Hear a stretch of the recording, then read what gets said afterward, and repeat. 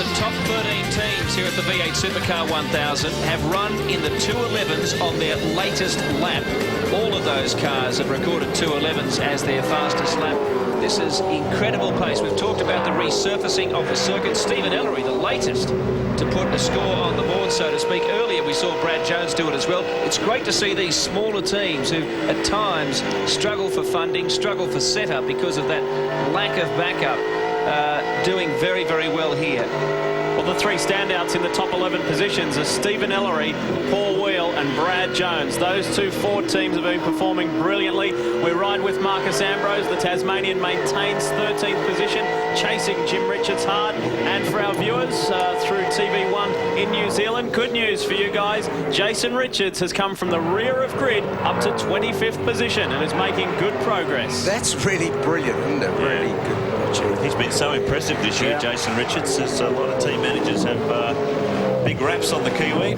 He's shown a lot of speed in a car that doesn't get a lot of development, virtually no development work during the year. They run on a very tight budget. And could we see Jason Richards emerging as one of the V8 Supercar heroes like his countrymen Radisich and Murphy in years to come? Here they are, Team Kiwi in the distinctive black with the silver fern.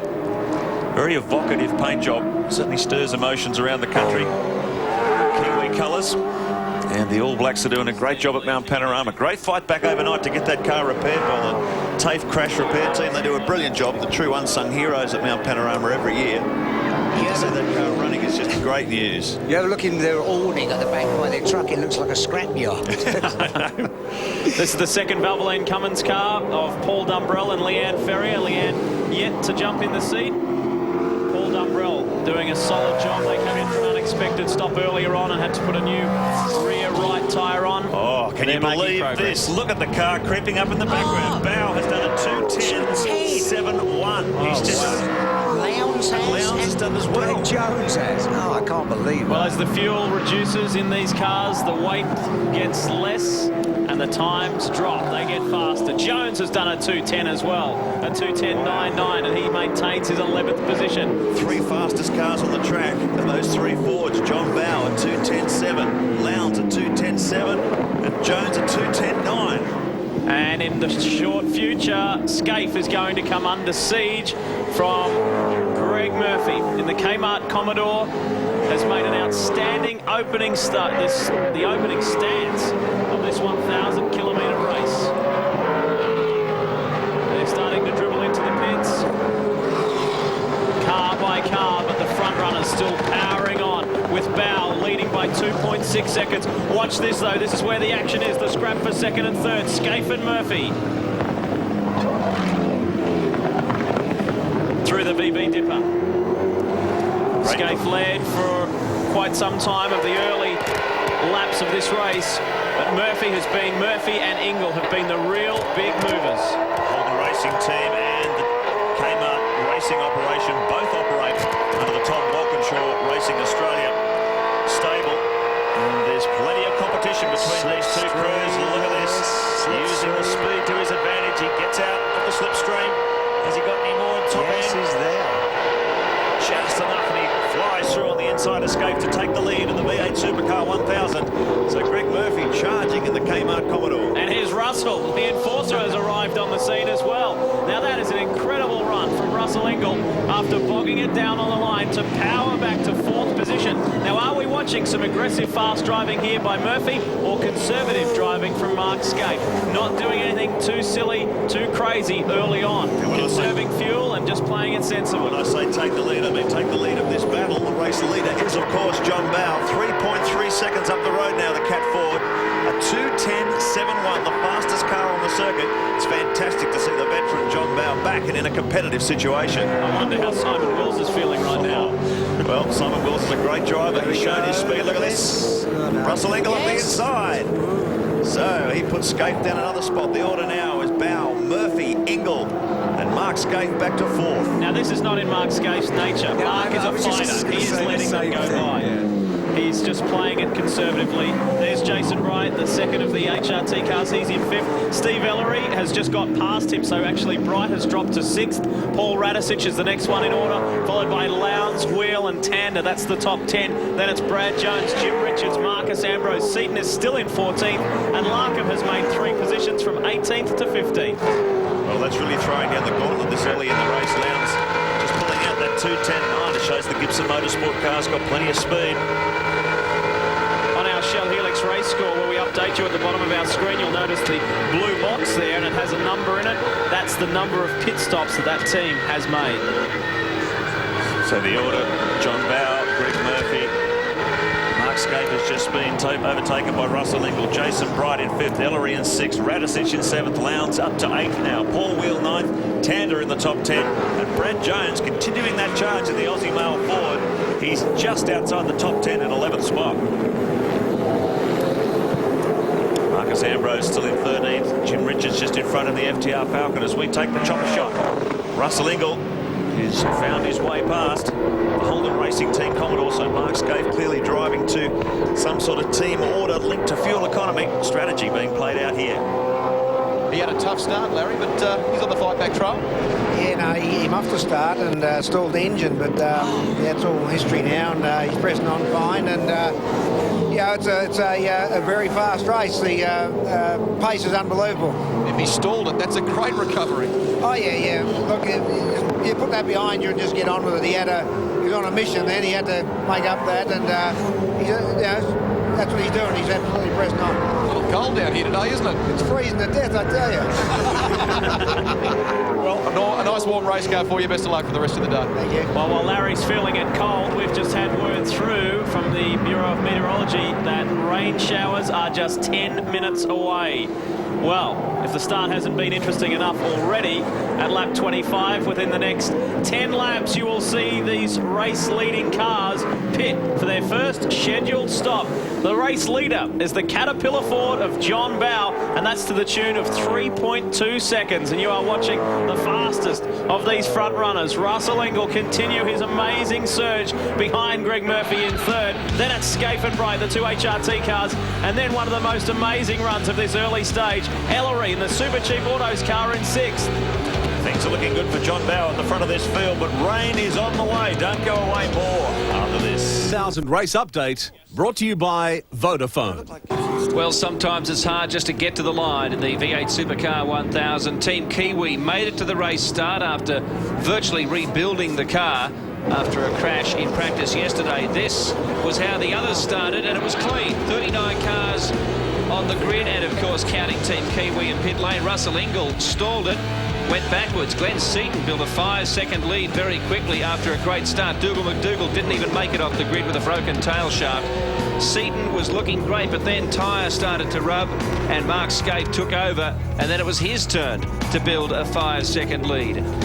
The Aussie Male Ford, though, Brad Jones setting a new lap record. Wonderful to see as they all started to really pick up the pace, and the lap times fell down amongst the 2:11s. Now they're into the 2:10s, would you believe? James Brock into the sand. We suspect there a blown tyre sent him off, and that was an irretrievable situation. And more problems for Glenn Seaton came shortly after this. You can see he just ran off, really found it hard to turn the car in, and since then he's recovered Supercar well. 1000 race update brought to you by Vodafone. John Bowe, the new race leader, and he now has built a 4.6-second lead over Murphy, Ingall, Scaife, Ellery, Bright, Radisich, Lowndes, Wheel, Tander, Jones, Jim Richards, Marcus Ambrose, Glenn Seaton and Mark Larkham. That's your top 15. And if you can't make your mind up whether you're a Holden or Ford supporter, well, it's quite a good parity situation in the top 10. 5 Fords and 5 Holdens. But it's a Ford that leads the way with the veteran, John Bowe. You're not quite sure how many seasons he will have left, maybe 2, maybe 3. He's still very much enjoying his driving. Look at this, on the inside, Radisich powers out of Murray's and ducks up the inside of Garth Tander, and Lowndes is lining up for a slot as well. He should be able to get Tander. It's a good block movement. On the inside, Paul Wheel almost went through and did get through. Great stuff. So Dumbrell jumps back in behind that pack. Up the hill, Shell 17 forward. Look at Lowndes just running along with Radisich now.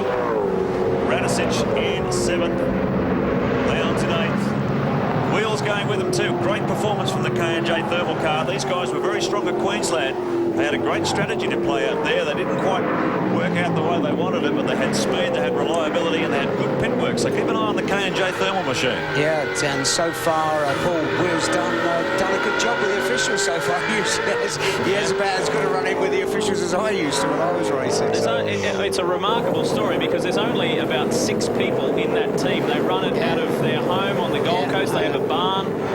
It's a family-owned and run team, so it's a very, very good effort. And I think Ford will be taking a little bit more of an interest in this young man's future if he can continue to run like this. The Bud car is in the pits. The Noski and Craig Baird entry. The Triple Eight machine, a brand new car, and their first outing in the Shell Championship Series, and most certainly their first Bathurst. Well, at one time, Paul was the up-and-coming star, wasn't he? He was the little flyer, and then it all went a bit flat. So it's nice to see it come on the boil again. I think the thing is that you have to think about, look at Lowndes as he pushes Radicic out of the elbow, right on him. The thing you have to remember about Paul Wheel is that he didn't come through go-karts and Formula 4 time. He came off motocross, then did some stadium off-road, and then jumped into a V8 Supercar before he even had his road licence. Oh, just staggered. Look, and he's done it again at 2:10.20. John Bow, Dunlop tells the story. Fastest up. Look at Lowndes.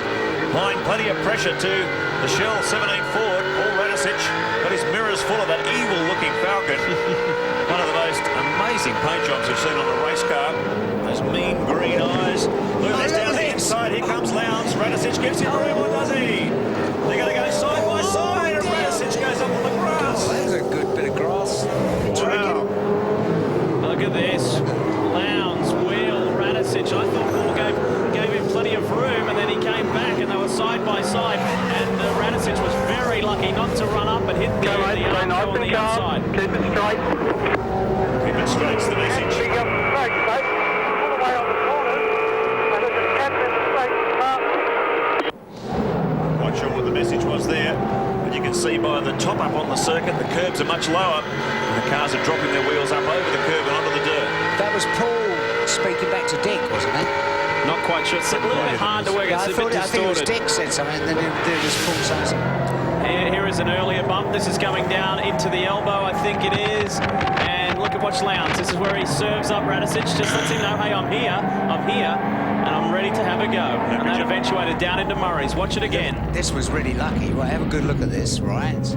Well, I think Craig, you can look at how much lock he's got on the wheels there. Just that Radicic Did a good job there, Radicic. didn't want to pull the nose out of the battle, and he managed to keep it off the fence. Let's have a look at this from the top.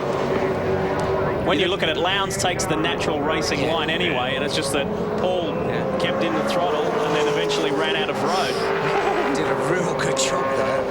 Houdini job. Nothing malicious in that whatsoever. Lap 29 of 161. We're getting tantalisingly close to seeing our lead runners pit for the first scheduled stop. What a run by this young man.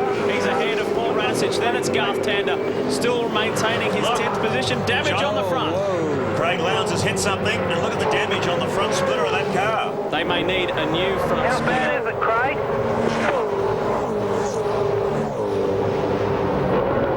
You're fine. Oscar Furinato asking Lowndes how bad is it, and he said so far it feels Okay, fine. Craig, can you stay out? I can? Yes, I can. Will it be okay for the moment? Okay, stay out. Stay out. They'll try and keep him out to their first stop. Well, what's going to happen if that front under tray? Yeah, I was going to say exactly the same thing. If it's broken. Oh, it looks okay. No, he hasn't. I think that's just, yeah, it is. It is. It's cracked right away out there. That's not going to be very nice right at the end of Conroy Straight, is it? No. As you're turning into... Car 34, Garth Tander comes in. This is probably the first scheduled stop, lap 30 of 161. Tander gets out, Jason Bargwana gets in, the reigning Bathurst champions. Very handily placed at the moment before they came in for their stop inside the top 10. And with an ominous sign and some ominous words, they said, oh, Marcus Ambrose. Oh, Ambrose. He's gone off in the pit entry. The pole sitter. What a nightmare start after such a fabulous day yesterday, and problems here with the Valvoline Cummins car. That's right, guys. Let's reverse. They cannot get it started. Trying to push start it. Jason Bargwana's away though. He's managed to get the car fired up, but that's very hard pushing that car uphill. It's all happening here. Marcus Ambrose has come off just can't imagine what's happened there to come off on the pit entry road. There he is behind the rescue vehicle. Well, look, if you look at Oh, he's in the sand. He's gone right off into the bunker. That is a bizarre error. Well, whether something's happened with the front end of the car, or, I mean, that's very uncharacteristic of Marcus. Safety car is on the circuit, so we've got our first safety car period in the V8 Supercar 1000. Marcus Ambrose frantically trying to do everything he can. Under safety car. Can you say under safety car? Yes, in this lap, we are going to change the spoiler. I'm so sorry. Okay, so the Loosen your belt. Gibson Motorsport team telling Lowndes to come in. They're going to fix it. Meanwhile, Marcus Ambrose, how frustrating would this be? And there was double radio communication there. Ambrose saying, sorry, guys, I'm so sorry. Shh. You could hear him breathing. Let's have a look at the replay. What's he done here? He's just come in too hot. Looks like it. He's gone right across the grass. Ended up in the kitty litter. He's come in simply too hot on pit road. And that is a very uncharacteristic error of Marcus Ambrose. Someone has stopped down there at Aussie Mail elbow. They have come to a stop. That's the Bud car, yeah. From the height, it looked like an HRT car. In comes the race leader, and he's overshot his pit. You can see all the cat team running up the pit lane trying to drag him back. Can you believe it? John Bowe has missed his pit bay by 3 or 4 lengths. The team pushing him back. This was supposed to be the lightning stop strategy that would maintain his lead. Now it is all gone bad. Simon Wills will have to jump in. They're still trying to get the car to stop before they can jack it up. This is pressure stations for the team, and they've blundered their first stop. Well, it's just as well for them they're doing it under a safety car period. That'll minimise the damage, but the Gibson Motorsport car's in too, and I'm sure they'll be putting a new front spoiler on that car. I'm down here in pit lane at the Holden Racing team. Jason Wright has just gotten out of car 2. Thomas Mazira in, but you guys had to wait a little bit because you were behind Scafie's car. What happened there? We just tried to decide that we've got to make the most of this opportunity. So, it's once in a lifetime chance to come in under yellow. So, we had to make the most of it. Even though we had to sit there, we should be able to get some confidence. All right, you're a former Bathurst winner. I know you know what it takes to win here. Good luck this afternoon, Jason. I don't know, I'm pretty sure that's breaking the regulations, pushing it backwards down the pit lane. They're taking the opportunity here to put a new front spoiler section on the Gibson Motorsport car. This is going to cost them time. It's going to drop them right to the back of the queue. Look, they're having to re-drill to try and make it fit the damaged pickup points. Neil Crompton in the car. Lowndes is out. They're making the most of this safety car period, Greg. In behind those bolting points, they're having trouble making the whole thing actually sort of mesh or sort of link with its bolting point in behind there. So they're now having to fashion it. You can see how much time they are losing down here. This is such a costly stop for the Gibson Motorsport team. I'll be interested to know what he hit, Greg, when you get a chance to catch up with Lowndesy, because we saw him sneak past. This might give us insight. Oh no, he's hit the Bud car. Mark Noske. And that's what sent them around backwards into the Aussie Mail elbow. Look at this, no space, nowhere to go. Not watching where he was going. I don't think Noske knew he was there. No, did not see it. Well, you're trying to put on a pretty brave face. I know it's a tough time. Well, yeah, disappointing. I went into the elbow and I was following Jason Bright, and the Budweiser car was going sort of reasonably slow. He let Jason through, but he squashed me into the wall. Unfortunately, we tagged, and one of those unfortunate things. It's the front splitter that you're changing. Is the damage any worse than that, or is it all superficial? No, the car itself feels quite good. It's just a matter of, unfortunately, that I didn't realise the front spoiler was that badly damaged. Like, the car was still feeling quite good. Hard luck. Thanks. John Bowe, what happened with that stop? Oh, mate, I feel like a bit of a dope. I looked down at my seatbelt buckle, and when I looked up, I obviously lost sight of that, and I saw the 500 up there, and I didn't register, so all that hard work for nothing, eh? Exactly, but the car is so lightning fast out there, setting the fastest times on several occasions. Well, it's really good. We spent a lot of time perfecting the setup to try and keep its tyres alive, and it obviously does. So, I mean, it's very good. It's a long way to go, but I feel like an absolute idiot. Probably look like one too. Don't be too hard on yourself. Can we maintain this race pace, or can we even go faster? Yeah, maybe. It wasn't. I wasn't ever extended, so who knows? You're not Bowie, still a long way to go. Yeah, sure, mate. Thanks. Great thing about John Bowie, he's always totally honest. Look at this, with the heartbreak city here. It's Wakefield getting in the car. Not sure about the Budweiser Falcon there. I'm not sure whether Noski came in and made his change over to Craig Baird before that incident. I'm not sure whether Noski or Baird was driving at the time. We'll find out for you. But that was a very costly mistake. And big damage to the Gibson Motorsport car. Here comes Ingle. Well, Russell Ingle making his way down pit lane. Jimmy Richards is coming in as well. Dean Canto standing by. I've just had a quick word with Marcus Ambrose. He did not want to talk to us. Right now, he is gutted. Well, as you would imagine, this is a very important stop. Watch these boys go to work. There won't be any mistakes here. This is a very, very well-drilled team. Larry Perkins insists on perfection, and that's why he has won so many of these great races, that's for sure. 6 to that man there right on screen, and his teammate Russell Ingle has done an awesome job in the opening stint. Bit of damage on the right front wing there, just above the wheel. Out goes Perkins. So the majority of the driver changes and stops have been completed. Our timing, just updating you on that Bud situation, from our timing monitor, Noski had made the change, and Baird is being displayed on our timing monitor. So it was Craig Baird that was in the car, and that would have been very early in his stint. Just to give you a bit of an idea, what confused John Bower in that pit stop was this. Alan Heath's pit boom. That's a 500. Same font, same colour as John Bower's 600 number. That's what he saw when he was coming in, and by that time he'd already overshot his pit bay. Yeah, easily done. Easily done when you think you see the 2 zeros. I think that sounds like me. And it's black and yellow, like the cat colours. The interesting thing about Ingle coming in so late is that he's gone right to the back of this queue now. Right on the end of it.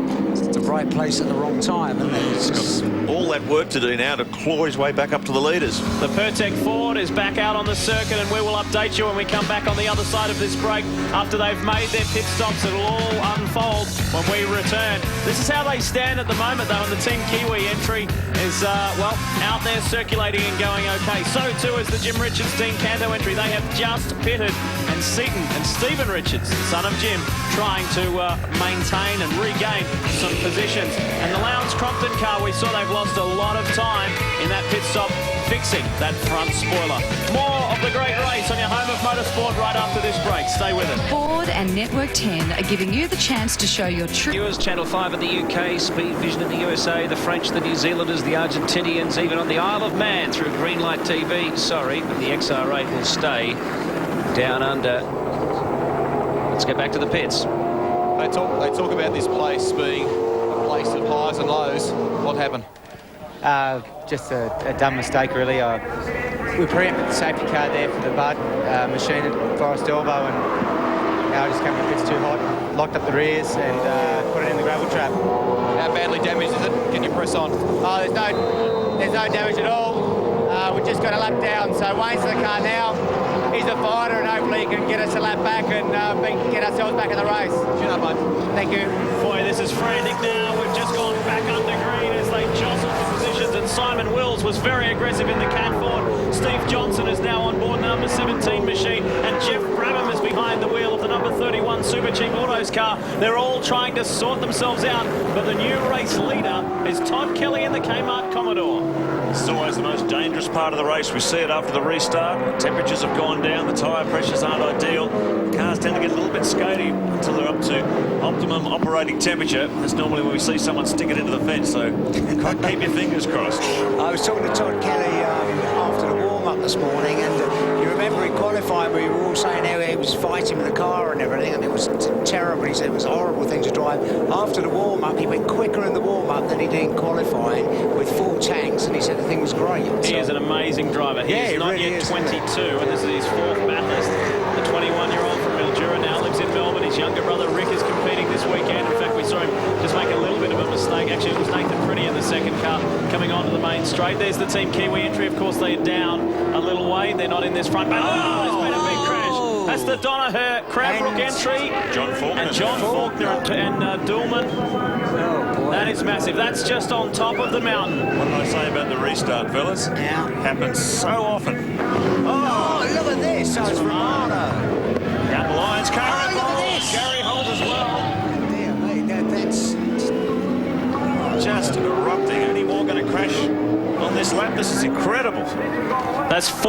cars that have been damaged on that restart. Mick Donoher. Boy, it's been an eventful day for Mick.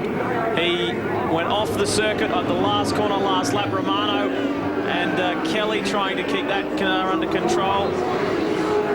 Unbelievable. And naturally, the safety car out on the circuit again for the second time in a short time. Oh, there's another one stranded. Oh, that's Gary Holt. I thought there might have been another car. So we've got cars, wrecks sitting all over the track. Here's one of them, the Dulman-Faulkner Dynapack entry. Dynapack coming on board this weekend with the John Faulkner team. Ultratune car in trouble as well. Let's have a look and see if we can piece this together on the Shell Helix replay. There's Faulkner. What happens here? Looking back from Wayne Wakefield, and Faulkner's taken evasive action. Oh, yeah, evasive action. Poor old Faulkner was played a part in the accident. And he would have been caught out by that because he wouldn't have seen it coming. Yeah, exactly. Would have been just behind, wouldn't it? And it was Dulman that was in the car. Donoher looked like he lost that just all by himself. Now watch that. The car squeezes through. And look at that. One of the FTR cars has been damaged. That was Romano slamming into that. One of the Lansvale cars goes the high side. And watch for Faulkner. Watch for Faulkner. Oh, dear me. Unbelievable. They almost all got through, and it was Peter Dulman behind the wheel. The 46 Faulkner Dulman entry. There's Gary Holt. He's okay. And the Romano team go into action. The Holden Young Lions entry. Two of their team just stood on the bottom. Look at that. Looks like World Wrestling. Slamming it down. Sledgehammer out now. See this in NASCAR racing They quite can do often. a sledgehammer in wrestling sometimes. They're going to try and rip this front guard off or tape it on. They've got the magic tape out now. So this car will just be taped together, try and get it back into the race. Don't go down any more positions. But it happens so often on the restart. Everyone gets all pumped up, all excited. The cars aren't up to their optimum condition. And you usually have some sort of an accident. Look at that, you can hear someone keep us posted where the safety car is. They're trying not to go down a lap. Yeah, what they'll try and do is see a number of teams do this before, bring him in, do a bit of work on the car, get him out before the safety car comes around. They can do that lap after lap if they have to. Greg, what's the story? I'm with Owen Kelly. Lee, what's happened? Mate, we just got up to Reed Park and there was a crash up in front and everyone just concertinaed. Everyone was just running into each other. I got hit from behind, then I hit the 6 car, I think it was, and I'm not really sure what happened. They're going to try and get him to fire it up. Owen Kelly's out of here. Great young driver, Owen Kelly, and was just put in a very difficult situation. Team with Paul Romano this weekend in the Young Lions entry.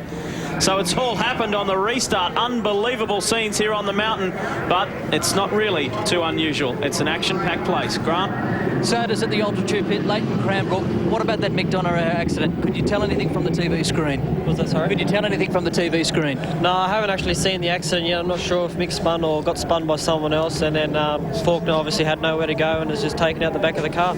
Word that he's okay? Yeah, he looks like he's okay. The car doesn't look like it's going to be able to be driven back, but looks like the end of our race. Punishing place, isn't it? Definitely is. There's Peter Dulman and Mick Donoher. And boy, those guys have had some good privateer scraps over the years, and now they are out of the big one. A very eventful day for Mick. He ran off the circuit and crashed in the V8 Brutes race, and there he goes. Didn't look like he got a tap from anyone. The back of the car wasn't damaged at that point. He maybe just went in too hot and wide, ran off the line. The Toll Express, the Toll iPad car was so lucky there. And there is Owen Kelly slamming into the back of Dean Canto. And wait for John Faulkner. Wait for it. It's about to happen. You know, when he moves, watch. When he moves forward, there you go. Oh. And you see people say, well, why on earth? You know, so many people got past. What you've got to realise is he was behind the Pertec car, maybe blinded, and then just pulled out from behind the Pertec thing. Now watch. Now watch. See, he pulls over, and there he gets confronted. See what I mean? He pulled over, so maybe, you know, he saw the Pertec car just slowing down, so, oh, chance to pass, pulls out, and you get confronted, just like the crash with Larkham and Morris at Oran Park that time. You know, it's but when so many cars get past, people think, well, why on earth did he hit him? And there's your answer. Just watching those cars sneak through against the fence line, I'd like to have a look at Larry Perkins' number 11 car, because I think that was in there too. These are the updated placings, and of course on your right-hand side of screen, the blue box indicates how many times they have pitted. And as you imagine with this lead group, it's just the once at the moment. It's the Kmart Commodore that leads the way with Todd Kelly behind the wheel. Greg Murphy put in an incredible opening stint. Tanda and Bargwana. Bargwana is behind the wheel now. They're in 10th at the moment, and the Ritter McLean Shell Helix Ford is well placed also. You can see the positions updating. We are currently under pace car here, the V8 Supercar 1000. Still under the safety car. Well, we're back under the safety car because no sooner had they restarted the V8 Supercar 1000 than we had problems again, and we lost a few cars, in fact, and Larry Perkins was involved in that concertina movement that Owen Kelly was talking about for the Young Lions entry. They've absolutely bashed the bonnet of that car to try and get it down into some sort of aerodynamic shape, because the wind, if it catches that bonnet going down Conrod, it'll be very unpleasant. Let's have a look now at something that may unlock the key to this crash. This is the Rod Salmon Terry Wyhoon entry. Look at that, and the green car on the left is Mick Donoghue. So that car has come in, the One World entry has come in, slammed the wall, and Donoghue's taken evasive action. That's run him wide onto the marbles, and that eventually, that is what turned around. Now, remarkable reports that it's hailing on top of the mountain at the moment, and it's snowing just 20 minutes away. Unbelievable. Certainly cold enough for snow. Yeah, you say that again. So there's Mick Donoghue sitting in the middle of the road, and Peter Dulman is about to make a very heavy contact right there. The Faulkner-Dulman entry, and that has put those two cars out of the race. Tell you what was interesting, you could see that was car 11, the Castrol car, Larry Perkins sneaking through. Look at the hail. This is on top of the mountain. It is hailing on Mount Panorama. Welcome to sunny Mount Panorama. Well, it's so cold. It's just incredibly cold outside. So here we are. And that is just like driving. Have you ever driven on hail? It's like driving on ball bearings. Incredible. So very, very difficult conditions for the drivers and the spectators, I might add. And there's the damage on the front of the Castrol car that we suspected may have happened. Doesn't look too bad. I tell you what, Mark, it's a good job the safety car's out, because you imagine come howling up the mountain, around, and all of a sudden you're confronted with a bunch of marbles, which at least they'll get a good look at it going through it. Some cars with wipers on, others not. As they climb, it looks clear from there. We're looking at this car 11, Larry Perkins, and we've got another replay coming for you as well. This was the one after Skyline. Gary Holt. Gary Holt smashing in. Fortunately, Gary's been able to get out of the car and walk away from that one. We lost 3 cars in quick succession, all on the same lap. This was on the first green lap. About 3 seconds after Mark said. Yeah. So there's Perkins as they come through the hail zone. And we believe down in pit lane, HRT have already pulled the wet weather tyres out. With the nature of the surface now, the surface is so good here, it's really non-porous that when you've got conditions like this down the bottom and the conditions like that up the top, you're going to have to suffer with it, because there's no way that you could run wets around here now, even though it may be snowing 20 k's away. You know, 2 laps around here and it would completely destroy a set of wets. Here it comes. The rain is coming, and if you're on the net, you can stay up to date with everything. v8supercar.com.au. It is all happening here, and here is Larry Perkins dealing with the most atrocious of conditions, the most mixed conditions. We had a shower overnight and this morning, but it's been a good, clear, clean start to this race up until now. Can't you hear me? No. I think the team are asking Larry if he wants to come in. Wants to put wet weather tyres on. There'll be a lot of indecision, a lot of nail biting going on at the moment. They might be saying, do you want to stay out there, Larry? No, no. You look at Stephen Ellery's car with Jeff Another Brabham. lap. Apparently there is rain, slight rain down Conrod. There's Jeff Brabham in Stephen Ellery's car's 4th. Tulay 6 in Paul Wheel's car. It's great for them, isn't it? Really good. Here's Crompton at the wheel of the Gibson Motorsport car. They're 17th at the moment, but keep in mind they're I picked the phone, Steve, didn't I?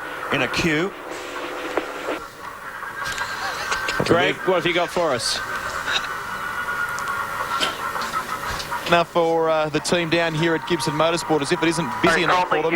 What's happened is they've been conferring with officials here during this safety car period. Rick Bates in car 3 apparently stalled somewhere. The Lansvale smash entry, and about 4 cars, including Neil Crompton, went past. Now what Neil was concerned about, he was on the radio straight away, he was worried that by jumping out of position like that, they might be in line for some sort of penalty. Oscar Fiorinotto has been having ongoing discussions with the officials. They have just come back and said it is all in the clear. Neil's okay. Yeah, I would have thought so. There's a regulation written into safety car conditions. If a car is clearly disabled, it's okay to overtake in that situation. So I wouldn't have suspected he would have been in trouble.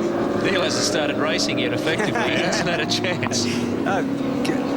The 00 Falcon. Crompton on board. Remember, they had that damage to the front. In comes the Salmon Waihoon entry. This is the car we saw graze the wall that forced Mick Donoher to take evasive action. And the end result, Donoher is out. This car is still in. And we believe this car's going to get a stop-go penalty. Safety car lights will go out this lap. Well, we're about to get back underway, and this will be an amazing restart. Let's hope it's cleaner than the last. This car will get a stop-go penalty for speeding in pit lane. Can you believe it? So he's going to have to go out, do a lap, and come back in and serve it. John Faulkner, one of your toughest years, no sponsors for most of it. You finally find someone, and this is the way that Bathurst ends for you. It's not the way to give him coverage, is it? Again, I wasn't in the car, so I hope Pete's okay. Looks like he didn't have a lot of room, a lot of road, maybe not a lot of warning, but you know, I just suppose that we weren't right up there in the lead group. We're just out there strutting our stuff, trying to get a bit of exposure. So I feel really sorry. You just didn't see him coming? Well, apparently not. I'm not sure whether it was double yellows or what, but it just seemed like he was the only one in the group that didn't see it in time. So maybe, you know, we need a spotter situation. I don't know. Daniel, you've also played a big part in getting Dynapack on board. It's just been the hardest of years. It almost broke JFR, and you finally came back, but this is a sad end. It is a sad ending. We have New Zealand and Sandown and Indy Grand Prix, and hopefully get some more exposure there for Dynapack and Eaton, who also came on board this morning. It's starting to hail down here, so maybe we can let you go, but it's time to almost go skiing for you guys. Leave it to it. Thanks. No, it really wasn't his fault, because he was blinded by the fact he was behind the Pertec car. You saw him pulling out when the Pertec car slowed down because he didn't know what was going on in front, and he got confronted with a car sideways on the middle of the track. So. Well, Pete Dillman's been around for a long time. Exactly. He and John Cotter have done many Bathursts. As we see, the pace car lights, the safety car lights are out. They try desperately to keep as much warmth and heat in these tyres. Boy, is that a challenge in itself. Why, the challenge is going to be the first lap over the mountain with, you know, you come rushing around the howling around there and off of a dry track up to where it's wet. And you don't know how slippery it is until it's too late. Well, the order at the moment, Todd Kelly in the Kmart Racing Commodore is our leader. Behind that, it's Tony Longhurst in the Mobile Home Racing Team Commodore. Stephen Johnson, Jeff Brabham in the Super Cheap car. That's right up there. Simon Wills in the Cat Ford, well in contention. Tim Lay, Stephen Richards, John Cleland. Mark, that's the one to point out, Mark, that Aussie Male Falcon, 22nd to 8th in the space of a very short period of time. That's been an outstanding effort in less than 37 laps. Brad Jones and John Cleland are sitting pretty, but there's a long way to go. We're not yet quarter race distance. Pace car pulls off. We're about to go green again, and Mildura's Todd Kelly leads the way. We are back under green racing conditions. We didn't even complete a full racing lap on the last restart. This looks much cleaner. Yeah, I just hope the guys can just settle down a bit for a couple of laps and get these cars up to peak condition before they get stuck into it. It's just such a waste when they spin off in that situation. But they're all right racing drivers. They're going to attack from the moment they get the green. So it's always a risk. If you take the chopper shot high above Mountain Straight as they thunder up toward XR8 Bend the first time. Todd Kelly in charge. Tony Longhurst. Look at this. Simon Wills. Yeah. Well, he's on it.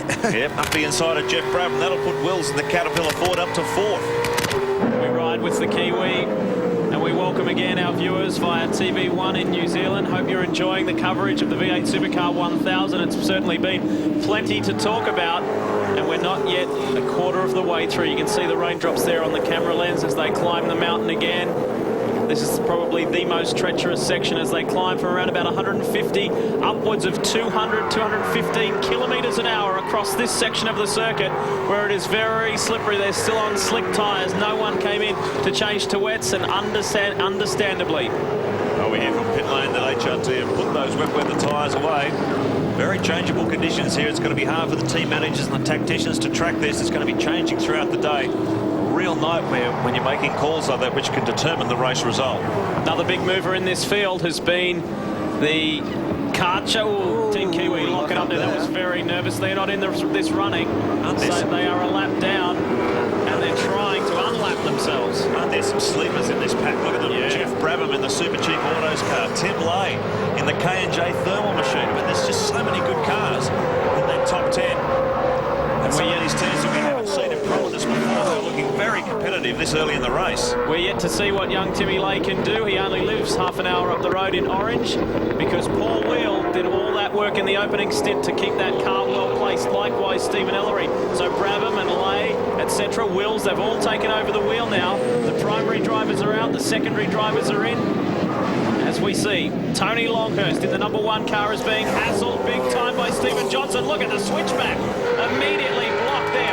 Now we've had an update. Simon Wills will receive a stop-go penalty, speeding in pit lane. There is the Cat Ford. He's currently in 4th position, but not for much longer. Ouch. That's going to hurt. Exactly. Stop-go penalty. By the time you slow down, go along that pit lane at 40 kilometres an hour, stop and come out at 40 kg, you lose a lot of track position.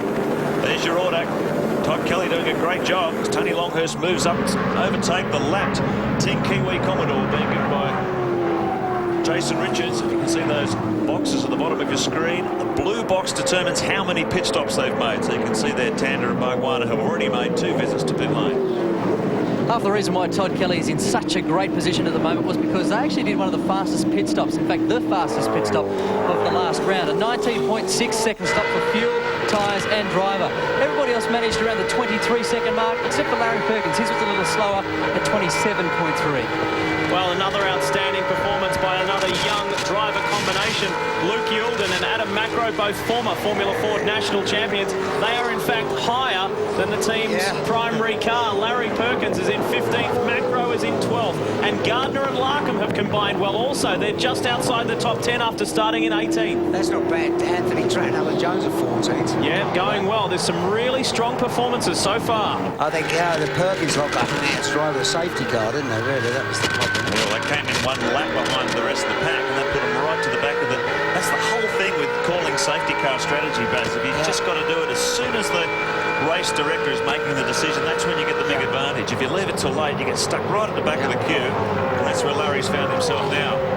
If Jason Richards doesn't get involved in any sort of race-altering incident, here is a lap car. He's showing a lot of speed. It's having Gibbs and room. Look at this attack by Tony Longhurst right up behind the back of the Kmart car.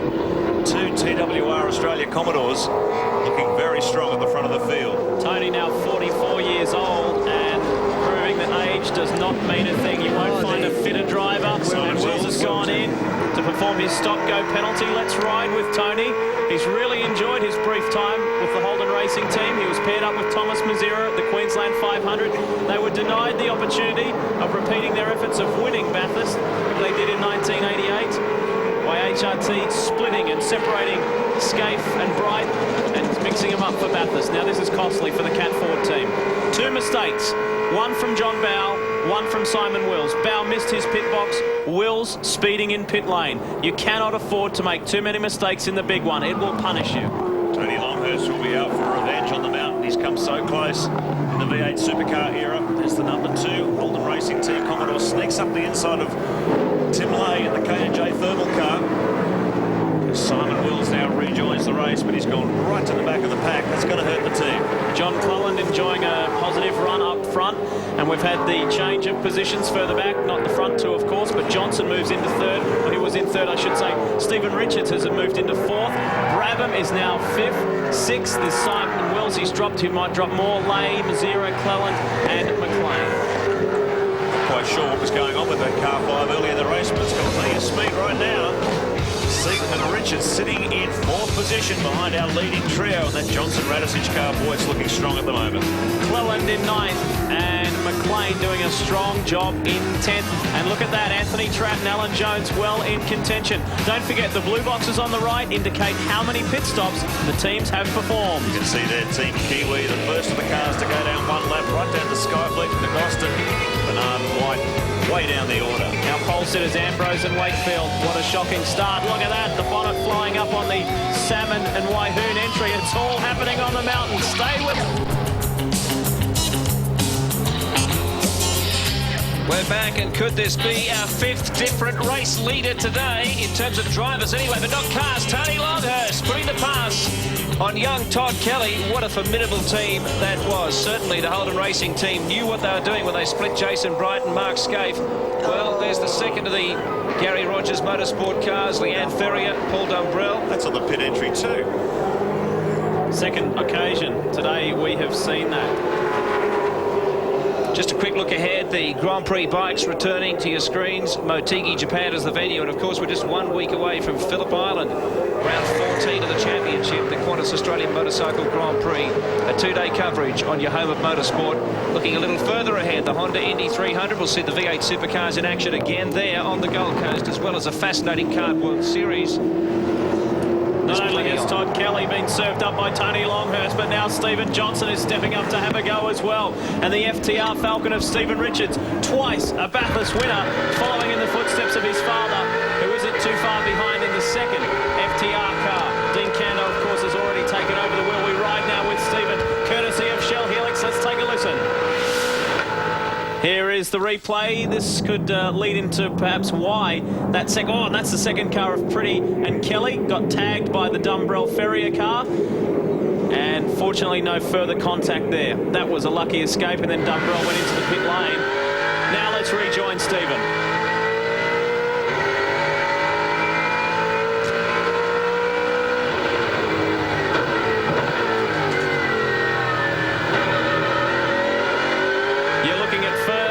Second, you ride with the third place car. And while we enjoy these wonderful in-car pictures, we'd like to welcome our first guest commentator of the day. It is Lansvale Smash Repairs driver Cameron McConville. Cam, that was a frenetic start.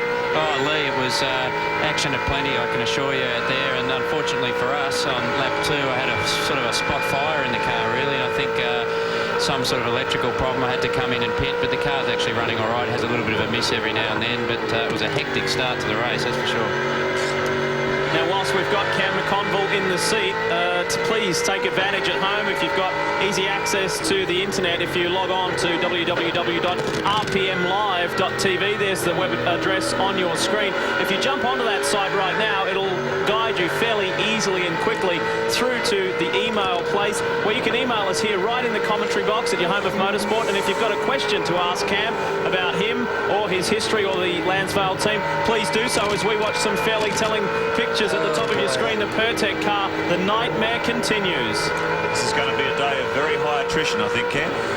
Yeah, look, I think the pace is so hot. I mean, even with a misfire, we did 11.4 early on, and we're seeing times in the 10s for the front couple. So that is, I mean, that's the fastest Bathurst pace I've ever been involved with. So maybe it's going to take its toll on these cars a little bit. Some serious panel beating going on down here in pit lane 2. Rod Salmon, we just saw some unbelievable weather there with the hail, but it looks like your roof's caved in. What happened? Well, yeah, it reminds me of my rallying days, actually, with rollovers. But what happened is the bonnet just came up, coming down Conrod, and just as I was about to pull 6 in the little dip there, and the bonnet just came straight over the top. It seems like it's pulled the front bonnet pin straight out through the A-frame, the front. Must have been a frightening experience. Yeah, it was. I suppose we're doing nearly 260 before we pulled 6 there, maybe 270, and yeah, it was a bit scary. I'm glad it happened on the straight rather than just at the kink on the chase there. It would have been more dangerous. Driving blind. Thanks, Rod Salmon. Thank you. Well, Garth Tander, they've been talking upstairs in the commentary box about the frenetic pace of this race. You won last year. You know what it takes. What's it like in 2001? I think lap time stayed all rusty. I think we're doing 10s or something. So, you know, it's very quick. And obviously the resurfacing's had something to do with that. But it's been 2 years since we had a dry race here. So, obviously there's been a lot of development as well. So, yeah, the pace is red hot. How are you guys going? Car's beautiful across the top of the mountain. Really, really good. We're struggling for of straight line speed going up Mountain Straight and then coming down Conrod for one reason or another. So it's going to be a long afternoon. Very quickly, Leanne's just walked back into the pit garage. He was standing by for a stop with Paul Dumbrell. Do you think maybe steering dramas there? I don't know, I haven't spoken to Paul, but I just saw on the TV both the front wheels are pointing in different directions, so it looks like it's broken a steering arm. I don't know if he came together with someone or not, but they're just struggling. It's right at pit entry and they can't quite get to the car, so it's a bit frustrating for the guys. Leave you to it, Gar. Thanks, Rusty. I'll get back to you guys on what's happening with the Wayne Wakefield scenario too. Okay, Tony Longhurst continues to lead this race as we see a replay of what happened with the Rod Salmon car, and they had some work to do. Watch this. This is some more WWF action. And the windscreen was broken there as well, so a tough day for those boys. Now, if you're looking towards who could possibly win this race at such an early stage, but I'll give you a pointer that the two HRT cars and the two Shell Helix cars are in the top 10. A very strong performance by Holden's number 1 and Ford's number 1 team as well. It's quite incredible. Cameron McLean just did a 2:11 just on that previous lap, so Cameron McConville, they're still belting out some very fast times. This is a hot pace. It is, and everyone's driving at 10 tenths. This race is really going to be a 1,000-kilometre sprint, and you've just got to also try and be easy on the gearbox, easy on your downshifts at the same time as trying to carry as much mid-corner speed across the top of the mountain, because that's where everyone's really pressing on at the moment. Cam, with this new surface, is it hard on tyres? It looks... I was looking at the tyres earlier on. It looks like it's not too bad. No, look, our tyres felt consistent the whole way because I did my quickest lap with about on lap 25 or so. So as the fuel load lightens, the car gets quicker, and unfortunately with a heavy fuel load, it hasn't hurt the rear tyres that much at all. You're watching the battle for the lead of the V8 Supercar 1000, and it's an absolute ripper. Tony Longhurst leading this one, but he's got Todd Kelly right behind him in the Kmart Racing Commodore. Then the first of the Fords with Stephen Johnson at the wheel, the Shell number 17 car. Then Stephen Richards in the FTR Ford, another brand new car at the mountain. Thomas Mazira in the second of the Holden Racing Team Commodores, and Cameron McLean, John Cleland in the Aussie Mail Fords, not far behind the Super Cheap Autos car. And what about Anthony Tratt in the Toll Ford? What a performance. They are in 10th at the moment, team with our own Formula One world champion Alan Jones. That has been their run of the year. And you can see there the second Kmart Commodore has entered the pits and is going into the pit box. Greg? Paul Forgy from the Stone Brothers Racing Team, just having a chat to him a few moments ago. They're not quite sure what the problem is with the Marcus Ambrose Wayne Wakefield car. Wayne brought it in a couple of laps ago now. They're looking around the fuel injection area. I'm just wondering whether this morning's problem in the warm-up may have re-emerged. As we were talking about, qualifying is one thing, the race is another. And such a joyous occasion yesterday for Marcus Ambrose and the team, but it means very little when you can't put it together today. And it's not that they can't put it together, but they've had gremlins and problems that have really, really struck them down. It's time to take another short break here at the V8 Supercar 1000. This is your updated race score, courtesy of Shell Helix. And there's some very, very strong performance up front from factory cars and privateer cars. There's a very healthy blend up front. Yeah, so many good cars, so many good teams, so many potential winners, and we're so early in the race. This is going to be a long, great day. Join us after the break at Bathurst. Some race updates brought to you by Vodafone. Seems there's hardly any team untouched by problems today on Mount Panorama. Lowndes and Radisich coming together there. That was the first problem for Gibson Motorsport. Also a problem too for Paul, who did very well to get back on the circuit. Then contact with the Bud car right on top of the mountain. Front end damage there for Craig. He was forced to pull into the pits, and they had a lot of trouble replacing that spoiler. They had to drill new holes in it to get it back in there. And Marcus Ambrose, an uncharacteristic mistake, too hot in the entry to the pit lane. And they had a lot of trouble getting that car out. They were a lap down by the time they went back into the pits and then rejoined the race. And Marcus devastated by a very strange occurrence here, but that is Mount Panorama. Check this out with John Bow. Such experience overshooting his pit garage, mistaking the number on the top of the gantry there, 500 for 600. The race restarted after that Bud crash, and there was absolute mayhem. Donaher and Dulman, Kelly and Romano. Gary Holt also having problems there. Major carnage. Other cars were hit. Romano's car there copped it, the Young Lions car. They had to really belt that bonnet to get it back into shape. Some of those cars, in fact, 3 on the way out of the race. Here's the Young Lions mob working very, very hard to keep in the race, which they did. Constantly changing weather conditions. We've had hail on top of the mountain, so there is some excuse for this drama. The frenetic pace continues. The incredible performance of 2 Holdens, 2 Fords, 2 former Bathurst winners, 2 that are still yet to do it. Stephen Johnson runs wide on the exit of Hell Corner. It's a very fast pace up front. The top 6 cars are in the 211s. Hey, thanks for your emails. They're fantastic. Keep them coming. And Vern Norgard of Pennant Hill sent in one for our guest commentator at the moment, Cam McConville. Cam, how did the connection come about with Reed and Ashby? Well, it actually came by chance. Steve Reed rang me up at Christmas time. I drove at Rod Nash Racing last year, and I had secured my drive for the year, and so I flew up to Sydney and had a look at the workshop and the facilities. And for a small resource team, they do a really good job. They had a brand new car sitting there, and obviously a new one that we're running this weekend, and it all went from there. Some good questions coming in. Another one from Simon Beckett of Flory in the ACT.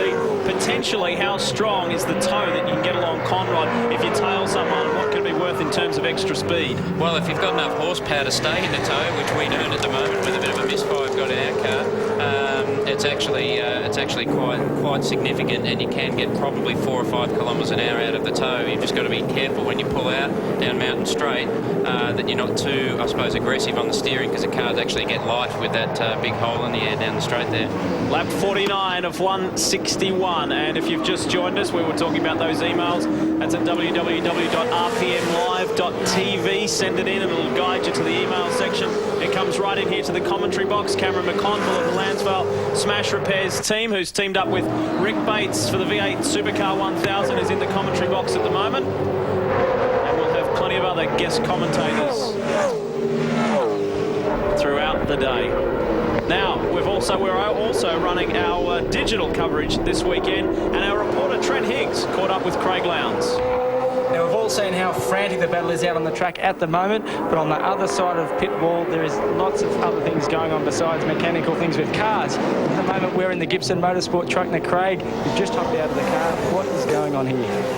We're just sucking oxygen, really, just to get rid of the carbon monoxide that we, I guess, inhale when we're chasing other people. So it's just a matter of trying to get the body to replenish and get all the bad stuff out and the good stuff in. How long will you spend out here until you get back in the car? Probably another 20 minutes, I guess. Doc will get this off me and have a look at my body, make sure that all my bones are in the right place and the muscles are doing what they're supposed to do, and get back out there. So how much important a part of this is of a racing campaign up at Bathurst, body management? Well, it's a huge part of it, really. If you get out of the car and you're still refreshed, well, then you're in better shape to get back in it. So it's just a matter of toning your body and getting used to it. You can do as much fitness as you like, but if you're not sort of structurally right, well, then you're in trouble. Well, this is a ding-dong battle. Just while we listen to Craig Lowndes there, this is the fight for the lead, and it's been on lap after lap. Look at how close Todd Kelly is getting to the back of race leader Tony Longhurst up Mountain Straight. Todd Kelly, just 21 years of age, from Mildura in Victoria, fighting it out with the best touring car talent in the country. Stephen Johnson right behind him. This is absolutely incredible stuff. Isn't he a superstar, a young star? We remember him back in '97 when he was racing in the Australian Formula Ford Championship, where he had to battle with the likes of Marcus Ambrose and Garth Tander, and he was such an aggressive young driver. Then got an opportunity with the Holden Young Lions and a variety of teams. Even I think he drove with John Faulkner one here on the mountain. And finally his chance came as a permanent driver with the Kmart team and teammate to Greg Murphy, and he's currently in the championship sitting in a nice 7th position. Only had 25 starts in the Shell Championship Series leading up to this one, and he's doing a brilliant job here in the battle for the lead. 290 kilometres an hour, real hard racing. You won't get any better competition than this. Cameron McLean, if you just look to the back of that shot in the second Shell Ford, is closing in on this battle for the lead. So it's absolute maximum quality in this leading quartet. There's about to be about 5 cars in this battle very shortly. Doing good, isn't he? Longhurst, Kelly, Johnson, Richards, McLean, Mazira, Cleland in 7th. Jeff Brabham still doing a good job in 8th. Barguana 9th, and Anthony Tradd in the Toll IPEC car still maintains his 10th, but Longhurst is under the pump here. Kelly is really giving him a good working over. Well, I tell you, Lee, I don't envy Todd Kelly at the moment, because he knows that sister car, that sister HRT car in front, is actually leading the championship, so he's got to be very careful. Well, Cameron McLean was closing in on that leading bunch, but Shell 18, Ford has come into pit lane. Everyone's getting ready for it on lap 50. So I'm not quite sure what strategy they're playing out here. That would seem a bit early for a second scheduled stop. It looks like McLean getting out and Greg Ritter getting in. Time for Cam McConville to go back down and do some work. You're currently in 23rd position. Best of luck for the rest of the day. Yeah, thanks, Lee. We've dropped a lap, but hopefully we can make it up somewhere along the day. Thank you. Just checking our stats board here. That's why the 18 car would be coming in, because they pitted on, I think, lap 19 was their first stop, so they're a little bit out of sequence, so that wouldn't be bang on schedule.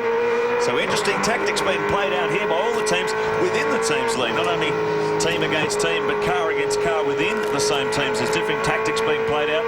Maybe everyone putting two of their best cars forward. One of the strongest Fords today, as we look back from Tony Longhurst's HRT Commodore, has been the Cat Ford of John Bowe and Simon Wills, and after that stop-go penalty whilst in 4th, Wills has regained 13th position, just ahead of Wayne Gardner and behind Neil Crompton, who was also gaining placings out on the circuit behind Larry Perkins, who maintains 11th. Lap 51 of 161. We are grinding our way through this one. The 1,000 kilometre endurance classic. Billy?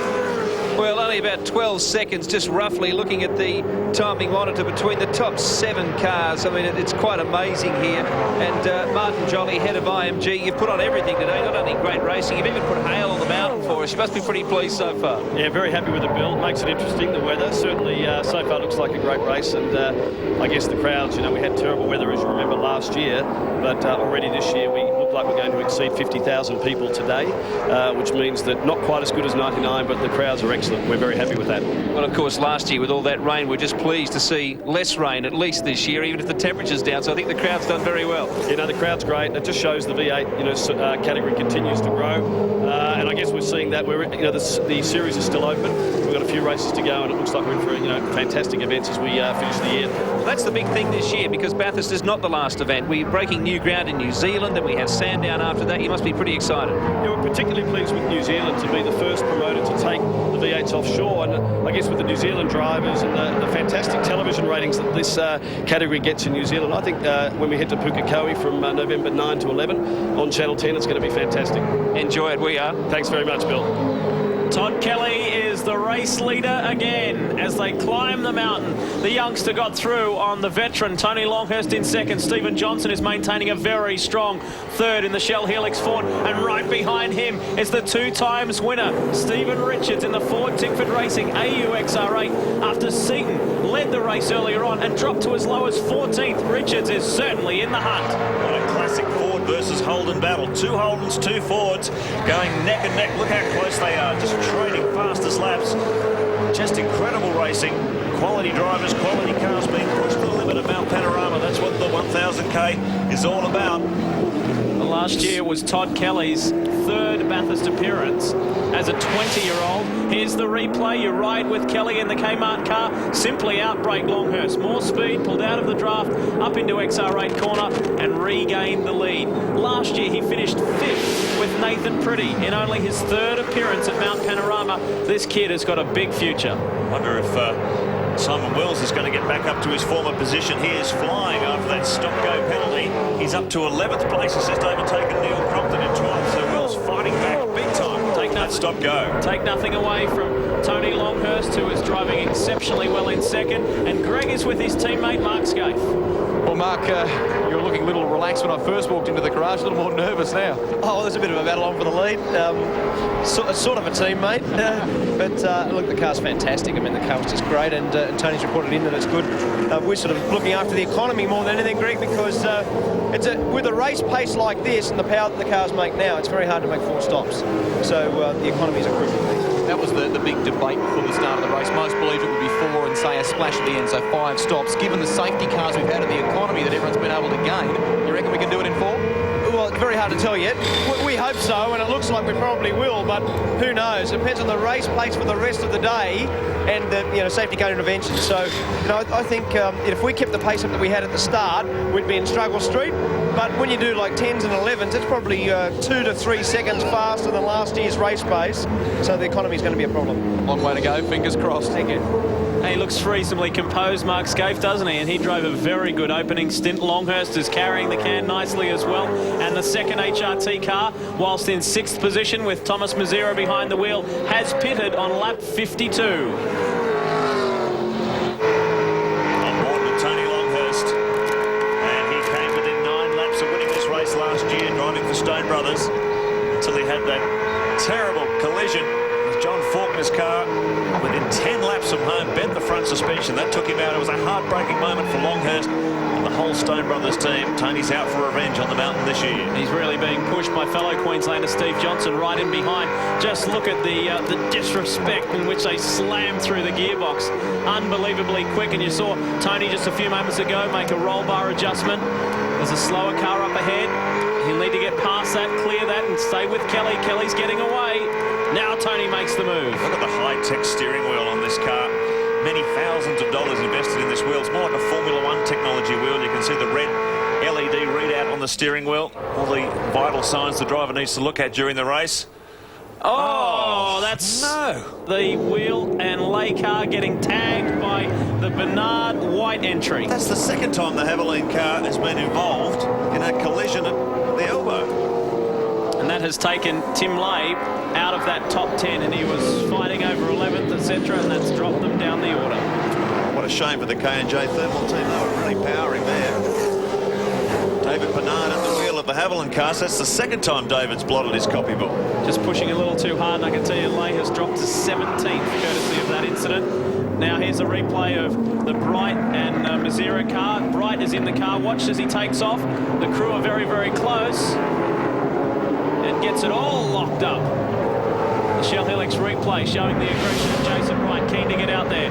Todd Kelly is leading the way, and this 21-year-old is not phased at the challenge of leading Australia's biggest and greatest motor race. The kid from Mildura, who now lives in Melbourne, has got it by the scruff of the neck, but it's early days. 53 laps down and many to go with this 161. The pit board's lap on the side, the box, the blue box, indicating that the Marquana Tanda car has already done 2. The purple boxes indicating that the brake pad change has already been performed. Stay with us, we'll be back. 56 laps, a championship on the line, and some contenders in the top few here. Of course, we're looking now at Simon Wills, who just put in a 2:10 lap. Since then, that's been matched by Stephen Richards, but the pace is an absolute cracker here, and a couple of surprise packets. Not only, of course, Simon Wills and John Bow, who run so fast, so consistently, but also in 5th place, Bradley Jones and John Clellan. Clellan behind the wheel right now. Bradley's with Barry Sheen. Flying, absolutely flying, Bradley. Thanks, Barry. The car's going really well. We thought we were quick when we plonked the thing on the ground here, and then qualifying was a huge disappointment. Just didn't get any gain out of a new set of tyres, but I've got to say in the race the boys worked all night to get the car right. They've done a fantastic job, and our car is very fast. I wouldn't be understating the fact if I said you'd really struggled this year. Oh, I think we've struggled for a year and a half. It's been extremely tough, but we usually end up with a fast race car. Problem with sprint races is when you're down the back, it doesn't matter how fast you are, you usually stay there. We've had a good start, got past a few cars in the traffic. John's done a cracker job out there. The Aussie male cars, really, really on the pace today. I think we run as fast as the leaders, and we can do it all day. Yeah, John talks a bit funny, but he goes quick, doesn't he? We nearly need an interpreter to work out what he's saying on the radio. Everyone looks at one another and goes, what's all that about? Well, the funny thing is everybody laughs about my gloves, but it's freezing, isn't it? It is absolutely freezing. It is freezing cold here. I reckon it's about 5 degrees down here. You'd never believe how cold it is. You're just so lucky you're not down here like I am, Bill. From where you're from, Baz, it's actually quite warm. It's 11 degrees down here at the moment, 14.5 on track, if you can believe it. Now, while we were having a bit of a laugh there, into pit lane came Thomas Mazira for a stop-go penalty in car 2, and I can tell you why.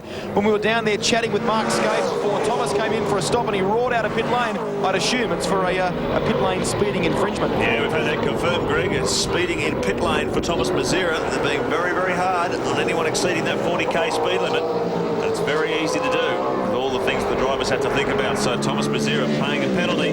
But Simon Wills has proven that you can fight back and fight back hard from a penalty like that. He's done a 2-minute, 10-second lap. He's got himself back into the top 10 as the Pertec Ford gets pushed away. That's the end of its day. The day is over for our pole man, Marcus Ambrose, Wayne Wakefield. There is the Ellery Brabham car, and what a What performance from this car. The Toll IPEC machine, Anthony Tratt and Alan Jones. Anthony is behind the wheel at the moment and doing a stunning job. Now, this has been a new car, not a totally brand new car, but certainly a revised car. And boy, are they reaping the rewards. The Shell Helix updated race score for you at the moment. Kelly leads the way from Tony Longhurst and Stephen Johnson. Stephen Richards currently fourth. Those positions have been that way for a little while now. And reiterating, the Jones-Cleland entry, the Aussie male car, has come from 22nd on the grid to 5th. Incredible fight back. That is a great effort by the Toll Express team. Anthony Tratt and Alan Jones teaming up. This is the most competitive performance we've seen so far from this car. Outstanding to be running in the top 10 at this level of competition. Lapping in the mid to low 2-minute 13-second bracket. And that's a brilliant job by the Toll IPEC team so far. Wills has done another 2-minute 10.5. The 24-year-old Kiwi is absolutely flying in the Caterpillar Ford. He's up to 10th place, and he's got Jason Bargwanna in his sights.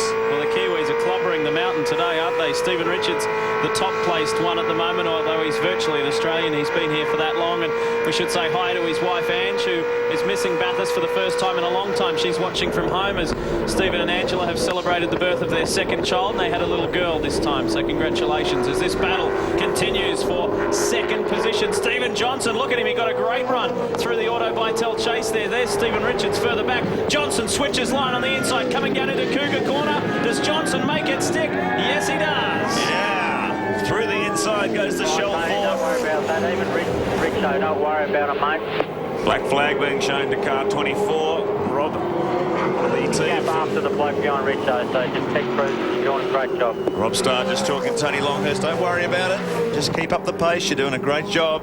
Stephen Johnson obviously wants to run harder. He's got up the inside in the Shell car. And these were short odds favourites to win this one. Paul Radicic and Stephen Johnson. They're doing the right job at the moment. Great speed, great reliability, good teamwork. That's how you got to win this one. Back on board with Tony Longhurst. Just in behind the Shell Ford now. Todd Kelly, 2.7 seconds up the road from second place. Tony Longhurst in third now. He's got Stephen Richards in the FTR car behind him. These cars at the front setting such a pace. Kelly just did a 2-minute 10.9. Can you believe this race pace? 57 laps into this. Traditionally, in previous years, certainly last year, by now the race was dropping down into a 2-minute 14, 2:14 and a half. This year, it's high 10s, low 11s. Quite incredible.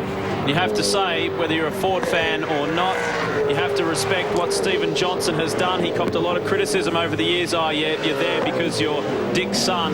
But he is proving his worth, and he's certainly done that this year, coming of age, winning some Shell Championship Series races, and he has a remarkable finishing record here. He has started 8 Bathursts, and he's only retired once. 3 top 5 results, including the last 2 years in succession with his father 2 years ago and Cameron McLean last year, 2 successive 4th places. Wipes the brow, visor back down. He currently sits in second, and the rat, Paul Radicic, is waiting in the wings to take over the number 17 machine very, very soon. Some people watching at home may wonder, how can you possibly have the visor down on a full-face helmet in a touring car that's got an internal temperature somewhere in the region of 40 degrees plus? All these cars, a lot of these cars now use a very efficient cool air system. There's a duct in the rear window which feeds cool air straight into the mouthpiece of the helmet.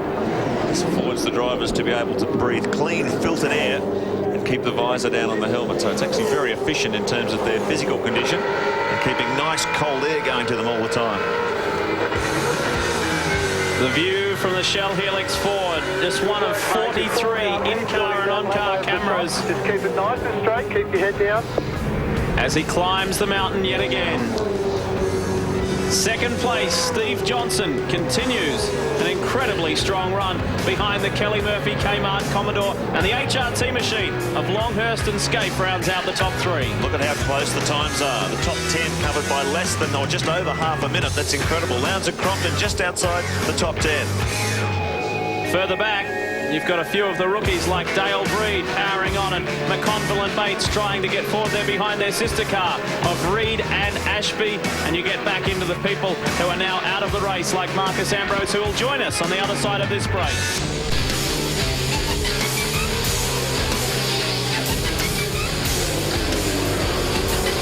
What a contest contest. They just will not give up the pace here. Simon Wills, we're on board with him now. 4 consecutive laps of 2:10s. Quite extraordinary stuff. There's Cat Racing. Oh, that's Tratt. Tratt coming into contact with Wills. Simon recovering. We hope there's not too much damage there. On the grass, trying to get back on track. It's far from clear and simple at Mount Panorama right now. Tratt, though, is in big trouble. What a drive from he in the combination with Alan Jones, but there's the damage on the right front. Doesn't look too bad at this stage. I think you'll find out it is quite bad, Billy, as they come across. Simon will have to do another lap, and it's rubbing, and he will have to slow right down and limp around before he can get back into pit lane, and just too anxious, too enthusiastic, and there will be a safety car, and that is such a shame because Anthony Tratt had just got past Larry Perkins. He was sitting in 7th position, and Simon Wills, who was just setting the track on fire. That was a little bit of a silly mistake. Let's try and tune into the team radio. I'm really sorry, guys. The pedals just went Speed up, even though the safety car's coming out, tend to speed up. You've got to speed all the way up till you get to the pit exit. Here's Simon Wills there saying, I'm really sorry, guys, admitting that it was his fault, but said something about the pedal. We're joined by pole sitter and now the man who was forced to watch it from the sidelines, Marcus Ambrose. What did you make of that, Marcus? I haven't really seen it properly, so we'll wait and see. I've had a few run-ins with Tratt over the year, so he seems to be in trouble quite a bit. Here we go, let's take a look. Wills going for the inside, and I think that was just an over-ambitious move from Simon, perhaps. That's the way it looked, and both cars were in the top 10. Here it is from a different angle. This is on board with Simon Wills. Larry Perkins is the piggy in the middle. Watch this. He goes for one and tries to make it a slingshot double move, all in the one action. Yep. Oof. And there goes Anthony Tratt off into the kitty litter. Wills spins as well. Fortunately, he got back into the race. And we've got some more pit stops happening now. Here's car 15, Todd Kelly. Pad change happening. The second place Shell Helix Ford, Steve Johnson in. Radicic will jump behind the wheel. Pad changes happening all over the place. This is an important one. Lap 61. And Johnson is out. Radicic is in. Window for compulsory pad changes open on lap 48. Going to have it done by lap 120. So everyone's taking this opportunity now to get these stops done. Marcus, this must be an enormously frustrating and anxious time. You just want to get in and get going. Yeah, you've really got to run the safety car all day. Just checking the time there for you. More than 35 seconds for Paul Radicic. He's behind the wheel. Steve Johnson is out. It looks like the Kmart Racing team managed to do their stop a bit slicker. And Greg Murphy got out of pit lane. I'm going to keep an eye on possible pit lane infringements here for you as well. Car 8 came in just before the DJR entry. That's Adam Macro and Luke Yulden, and one of their wheel nuts rolled right into the DJR pit bay, which, as you guys know, is a big no-no. Yeah, it is. The 34, Gary Rogers, Valvoline, Cummins, Commodore, Barguana's out, Tander's in, and a new brake pad change being executed. Compton has come in. The Ellery Brabham car has performed their stop. This is the Gibson Motorsport Falcon. Now Barguana, etc. were in the top 10, Grant. Yeah, slightly balked on the entrance in there was Cromley. Now he's out, Lowndes is in. No pad change up here for the Gibson car. 26.5 though is the top. Oh, he's taken off with the fuel churn still in the back. That's not good. That's good. Now they're out clear. Wills is out, John Bow is in, and they will be evaluating how much damage has been done to the Cat Ford. Yeah, I'm not sure how heavy that impact was. It seems like these cars can't take much. It just depends on how heavy that impact was. I'm down here at the Aussie Mail pit, and there's a lot of frantic activity going on. Brad Jones, what has happened? John can't understand the messages, and he hasn't seen everyone else pit. He needs to come in and swap. This could be crucial here. We're going to drop a lot of position on the track. We need to get him in and get him out of the car. There you have it. That's the problem. When you don't come in when that safety car situation arises, you really pay a big penalty. They're going to go right to the back of the